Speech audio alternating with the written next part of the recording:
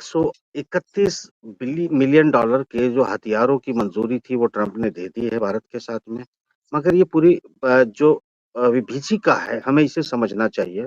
सिर्फ हवाई जो मीडिया में बातें चल रही हैं, अब उसे क्या कौन सा मीडिया कहूँ वो तो छोड़ दीजिएगा। दरअसल जो आप वोरा साहब जो बात आप कर रहे हैं ना वो इतनी गहरी बात है, उसकी तो समझ भी नहीं है इस सरकार के पास। जहाँ इंदिरा जी की उस नीति की आप बात कर रहे हैं तो पूरी चीज़ों को समझना चाहिए। अगर मैं ये कहूँ कि जो गलती उस वक़्त पाकिस्तान कर रहा था, वो गलती खुद ये सरकार कर रही है।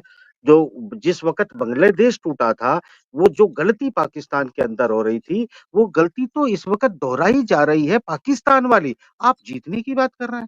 आप कंपेयर कर रहे हैं 1971 की इंदिरा जी की उस पॉलिसी को, जो बेसिकली उस कमज़ोरी का फ़ायदा उठाया था इंदिरा जी ने, जो कमज़ोरी आज भारत के अंदर है, जिसका उल्टा हो रहा है। मैं थोड़ी-सी विस्तार दे देता हूँ। याद कीजिएगा कि उस वक़्त याहिया खान जो है वहाँ के जनरल थे और जुल्फ़िकार अली भुट्टो, वहाँ पर जो मुजीबुर रहमान ने एक डेमोक्रेटिकली जीत हासिल की थी बंगाल के अंदर, और क्योंकि वो बंगला भाषी थे, बंगला भाषी होने के नाते उन पर ज़ुल्म और सितम हो रहे थे। उन्होंने जो जीत हासिल की थी, उन्हें ज़बरदस्ती चुनावी बेईमाना करके उनको टॉर्चर किया गया, उनको मारा गया, कितनी महिलाओं का रेप किया गया। ऑपरेशन सर्च लाइट में जो है, एक तो उनको सत्ता नहीं दी, उनको जेल में डाल दिया, और जेल में डालने के बाद उन लोगों ने अपने ही लोगों के ऊपर जो जुल्म-सितम ढाए, औरतों का रेप किया, महिलाओं का रेप किया, पूरी तरह से ब ब सिर्फ भेदभाव था बंगाली भाषी होने पर, बंगाली होने पर, भाषा अलग होने पर। वही तो कर रहे हैं आप लोग देश भर में। क्या हो रहा है? जो आज जो हो रहा है, जो पाकिस्तान कर रहा था, जो याहिया खान कर रहा था, जो जुल्फ़िकार अली भुट्टो के सामने हो रहा था, वो तो भारत कर रहा है आज की तारीख में। आप कह रहे हैं कि इंदिरा जी की नकल हो रही है। इंदिरा जी की नकल नहीं है, पाकिस्तान की नकल हो रही है इस देश में। उस वक़्त वो जब लोग उन्होंने ऑपरेशन सर्च लाइट में अपने लोगों के ऊपर जुल्म किया, क्या यहाँ नहीं हो रहा है? क्या इस बात को छुपाया जा सकता है?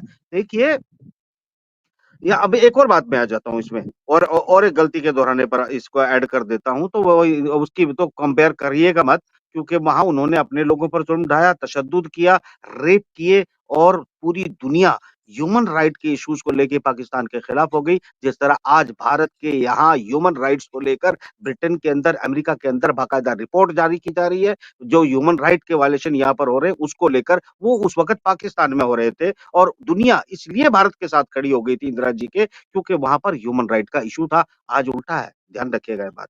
दूसरी बात, ये अब जो और लगातार ये बढ़ रहा है, कब नहीं हो रहा है, रोज मैं खबरें पढ़ रहा हूँ, आप भी देख रहे होंगे किस तरीके से कभी किसी के फल खिला दिए, कभी किसी के घर तोड़ दिए, किसी के घर जला दिए। ये आम तौर पर जो है वही तशद्दुद हो रहा है जो बंगालियों पे, बंगाली भाषी होने के नाते होता था।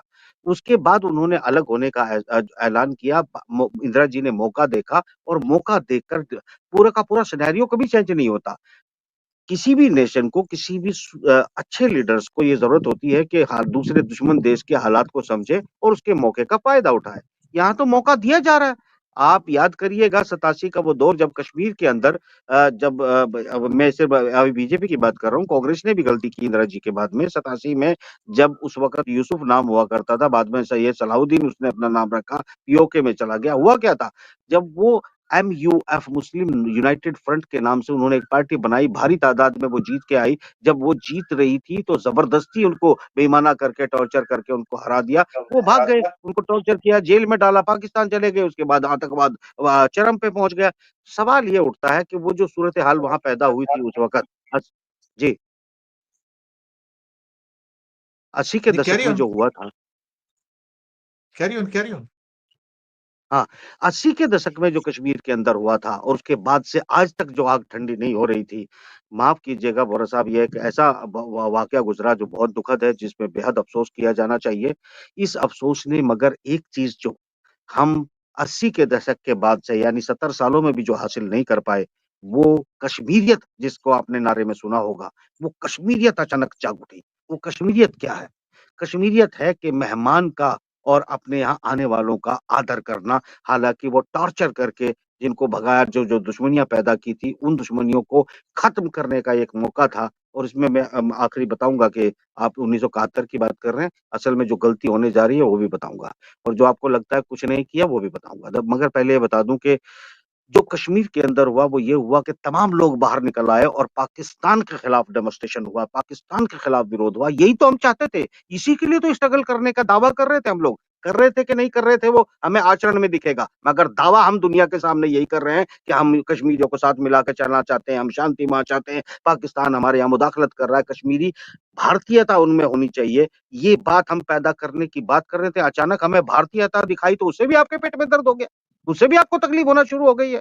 तो सवाल ये है कि जब कश्मीरियों ने कश्मीरियत के नाम पर जब वहाँ पर हिंदू भाइयों पर हमला हुआ, ये बात वो बर्दाश्त नहीं कर पाए और पूरा का पूरा कश्मीर पाकिस्तान के और आतंकवादियों के खिलाफ उबल गया, जिस पर अरबों-खरबों रुपए हमने खर्च किए। उल्टी-सीधी दुनिया भर के देशों की शर्तों को जिस पर हमने माना, वो अचानक खुद मतलब जो है कश्मीरियों की अपनी जाग उठी। उसका लाभ उठाने के बजाय हमने देश भर में अभी भी जो है मुल्ले, कटमुल्ले, हिंदू, मुस्लिम ये करने पर जो है सरकार आंख बंद करके बैठी है, बल्कि उकसावा कर रही है उस बात का। ये उकसावा करके पाकिस्तान ने क्या हासिल किया था? याद करिएगा 1971 में अगर हम जीते थे तो पाकिस्तानियों ने पाकिस्तानियों पर जुल्म किया था। वही आप इस देश के अंदर कर रहे हो। आप उस देश के अंदर कर रहे हो तो नतीजे कुछ अलग आने वाले नहीं है। ये सिर्फ मुंह से लिप सर्विस से जो है आप जंगे जीत लोगे, लिप सर्विस से आप दुनिया के जी, विश्व गुरु बन जाओगे, लिप सर्विस से ही सब कुछ हो जाएगा। ये सिर्फ सपने हो सकते हैं, हकीकत जमीन जी, पे नहीं उतरती है। ये अफसाने जी, गाने से कुछ नहीं होता।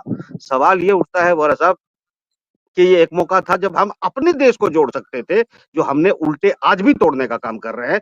दूसरी तरफ हमने जो बात की है, अब पाकिस्तानी मीडिया की कहानी सुन लीजिए वो क्या कह रहे हैं। वो ये कह रहे हैं कि 2 बार भारत ने रफाल उड़ाए, 2 बार अटैक करने की कोशिश की, अंबाला से उड़ाए गए। हमने इलेक्ट्रॉनिक वारफेयर के ज़रिए उनको ब्लाइंड कर दिया, हाईजैक कर दिया और उनको वापस उतरना पड़ा। अगर ये दावा कर रहे हैं तो मोदी जी वो अपना 56 इंच का सीना दिखाइए। वो ये कह रहे हैं कि तुम्हारे रफाल को उन्होंने जो है ब्लाइंड किया है इसलिए तुम हमला नहीं कर पा रहे हो। इसका जवाब है तुम उनके चैनल ब्लॉक कर दोगे, दुनिया को जी, अंधा कर देश को अपने को अंधा कर रहे हो। अपने देश को जो जी, है मीडिया को ब्लॉक करके कभी संजय शर्मा को हटा दो, जी, कभी इसको हटा दो, कभी उसको हटा दो। ये मगर इंटरनेशनल मीडिया में वो कह रहे हैं चीख-चीख के अपने मीडिया के ऊपर कि तुम हमला कर ही नहीं पाए हो।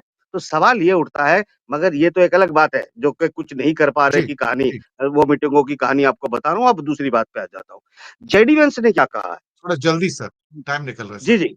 अच्छा तो माफ़ कीजिएगा जब आप कह देंगे मैं ब अपनी बात को वाइंड अप कर दूँगा। मगर एक जी, चीज़ आपको जी, बता दूँ कि जेडी वेंस ने जो बयान दिया है, वो ये कहा है कि भाई साहब हम हमला कर क्यों नहीं रहे हो?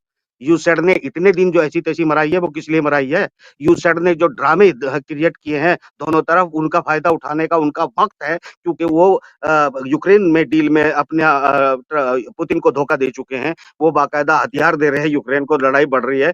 जो खेल वहाँ के क्रूसेडर्स और टेम्पलर्स जिस मिशन को लेके चल रहे हैं, जिसमें चीन के खिलाफ भारत का इस्तेमाल होना है, जेडी वेंस चाहते हैं कि आप उठो और वो काम करो। जी, डिप्लोमेसी बहुत अलग चीज़ है मोदी जी, आप बचना चाहते हैं, बच नहीं पाएँगे। आप चाहे जी, आपने 9 मई की जो आपको आपको रेड कारपेट पे वेलकम किया जाना था विजय दिवस रशिया के अंदर आपने वो कैंसल करके आपने वहाँ रक्षा मंत्री को आप भेज रहे हैं, इसका मतलब आप ब्रिक्स से बैकआउट कर गए। आपका आज की तारीख में अमेरिका ऐलान करता है कि 131 मिलियन डॉलर की हमने रक्षा डील जो है भारत के साथ कर ली है, तो आपने पाला तो बदल लिया है, पर उसके बावजूद जी, क्या करोगे? बहुत कुछ आप उलझ चुके हो, माफ़ करना वोरा साहब, ये सरकार मोदी जी उलझ चुके हैं और वो सुलझ नहीं पाएँगे क्योंकि कैपेसिटी नहीं है। काबिल लोगों जी, की इज़्ज़त करना ये लोग नहीं जानते। जी, बेसिकली ये ऐसे लोगों को चुन के लाते हैं जिनमें अकल कई हज़ार किलोमीटर तक नहीं पाई जाती है। तो कहाँ जी सर, डिप्लोमेसी किसकी बात कर रहे हो? कौन से सपने देख रहे जी, हो 1971 के? जी। एक छोटा-छोटा 1-1 मिनट की टिप्पणी लेंगे।